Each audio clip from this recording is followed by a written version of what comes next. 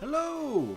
We're back in the world of Pokemon. It's been a little bit for me. I think I've been having some issues with time. But let's clear out these routes. I went back and healed.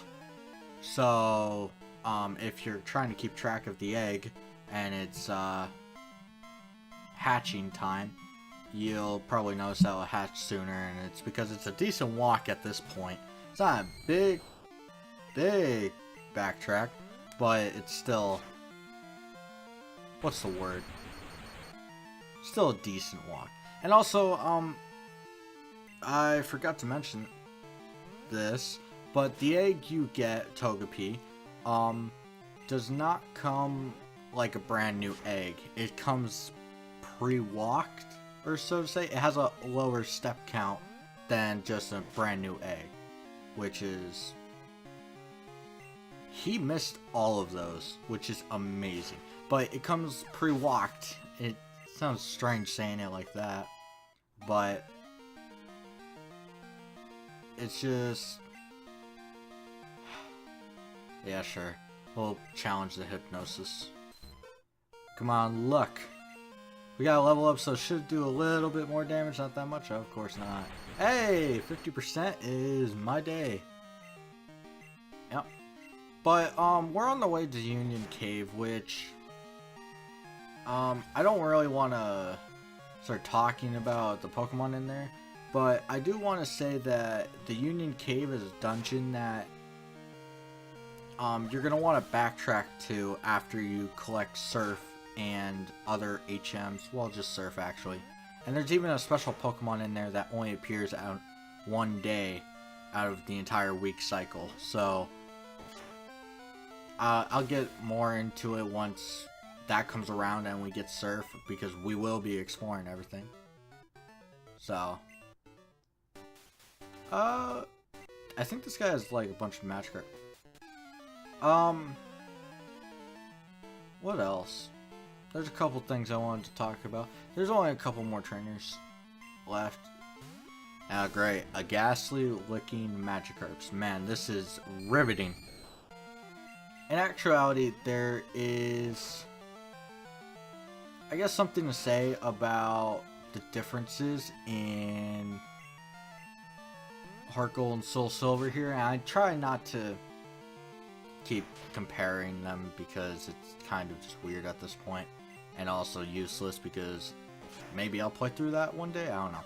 But one of the big differences is the gym leaders and Heart Gold and Soul Silver have a lot more, I don't want to say power to them, but a lot more like, oh, this is a boss fight, because Faulkner, if you remember, I said Mud Slap, that was the move he gives you, and to be honest, it doesn't make sense. Flying type gym leader giving a ground type move as a TM. Not very, what's the word? Useful, I guess, for a flying type to have.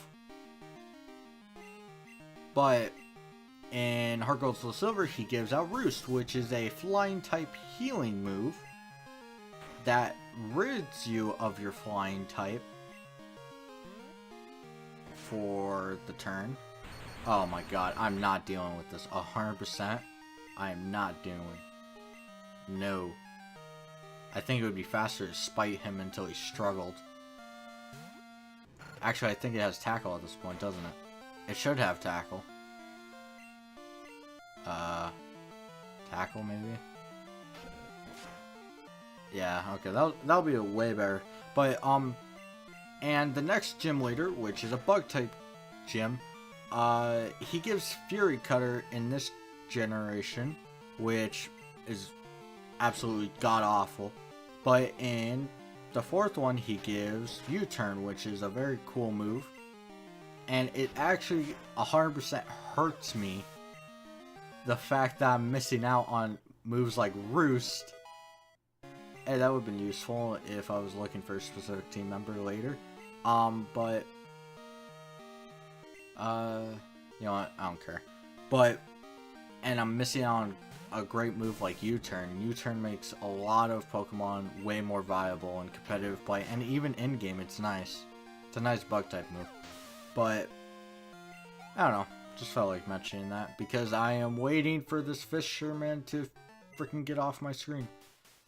Actually, if we talk to him, no, there's one below us, I believe. Yeah, okay, there's gonna be one guy right here. And this is actually a guy, once we finish talking to him and battling him, we can get his phone number, which you've already seen before and what it does. But this guy is a new type of phone call. Every now and then there will be what is called swarms, which what that means is certain rare Pokemon will appear in the wild more often than normally.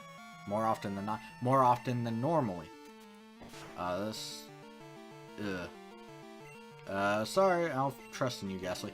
But what that means is that he will call you depending on certain factors in the game, and he'll say, wow, there's some blank Pokemon over here, or there's a weird increase in certain Pokemon.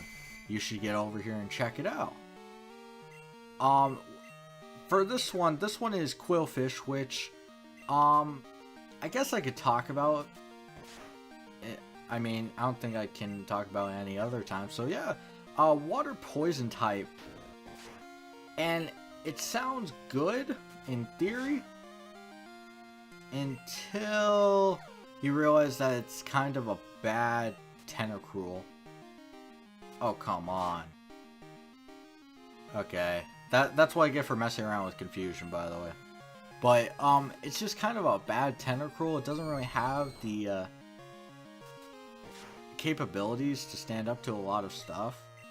And overall, it just kind of makes it a problem child in that scenario, because you'll be going, oh man, I should have just gotten a Tentacruel.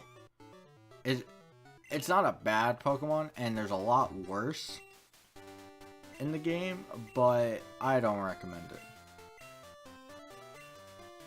And yep, we're getting his phone number. There's a couple swarms to point out. I believe there's one with... Okay, I actually kind of want to just skip you right now so I can go heal. Will this guy stop? Oh, yep. How would you like to have this tasty, nutritious Slowpoke tail for $1 million? You want this? Nah, I'm good. Okay, jeez, chill. Nothing here. Day sibling will appear. I should probably actually check on that, because I don't remember the day siblings right now, where they're all at. I think Monday is Route 40. I think that's the Sharpbeak too. So I'm not a completely lost cause. Alright, so this guy will, in fact, give you a fishing rod, which is kind of what you need for Quillfish.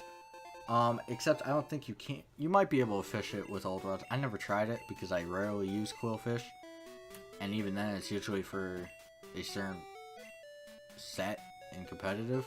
So it's very rare that I use it.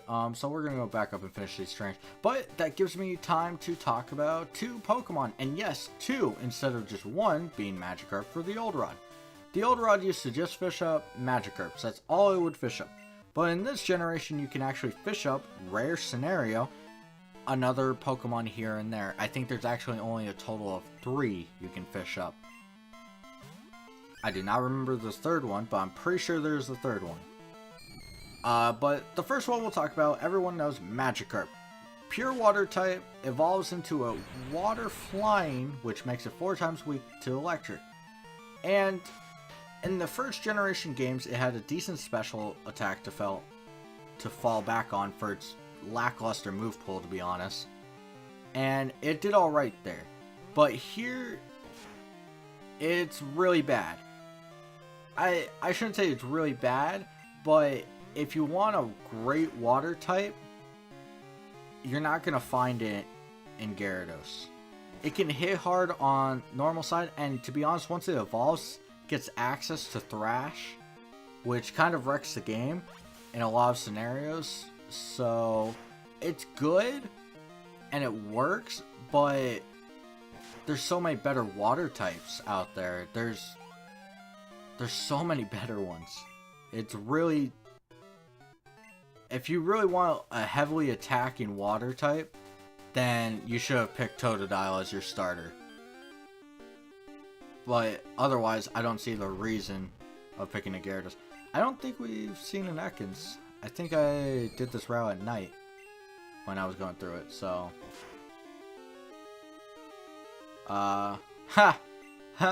Yeah, and Wrap has also changed, before I get into the second wild encounter by fishing.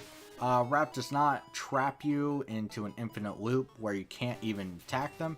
It means you cannot, switch out any Pokemon, which is cool, end quote, I guess. It's a change. It also makes Dragonite not have a cheap combo. Great. I have to switch out, thanks Rattata. What was Tentacool?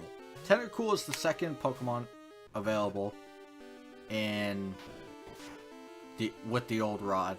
And I believe it's like a 5% chance on this route. Or maybe a little less.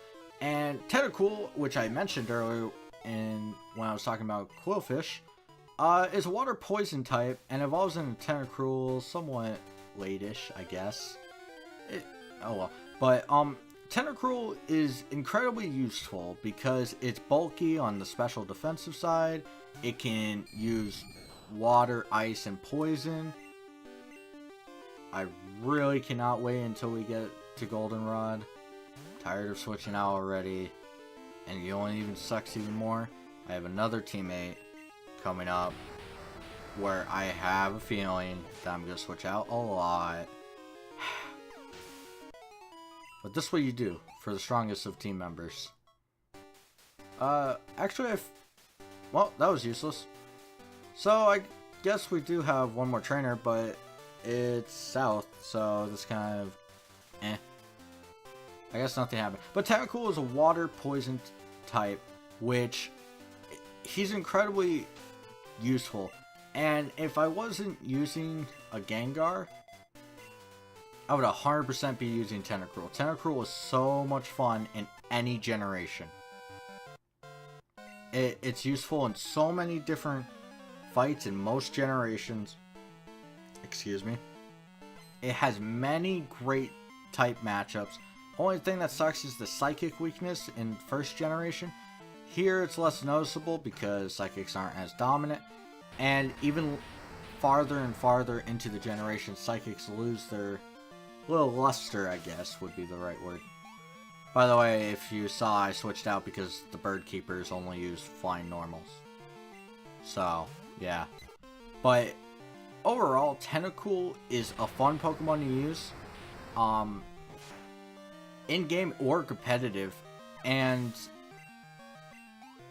I really enjoy it. I'm trying to think of a valid reason to say why I'm not using it.